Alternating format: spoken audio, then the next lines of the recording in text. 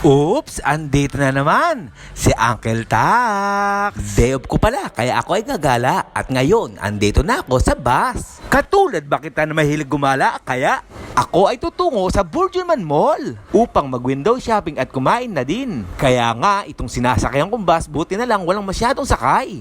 At ito naman ang tanawin dito sa labas ng Satwa. At dito, palaging piyesta.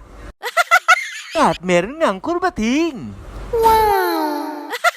At bago ang lahat, binabati ko pala ng isang magandang araw si Ate Marlene Saluben from Barangay Cabu, Cabanatuan City. Maraming salamat at pinapanood mo palagi ang aking video.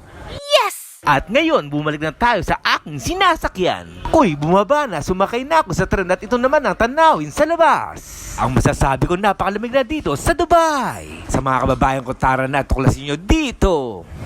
Kaya nga kung hanap nyo ang ligtas at magandang view, dito lamang yan sa nag-iisa sa UAE ang Dubai. At bago ang lahat, lubos akong bumabati na isang magandang araw sa aking mga kapwa kong ka-OFW. At eto na, andito na ako sa Burjuman Mall. Upang sa ganun, ang sabi ko nga sa inyo, ako ay magwi-window shopping. At tuklasin at tikman at dikalidad na lasa mga pagkain dito. Kaya tara at samahan nyo ako, come na!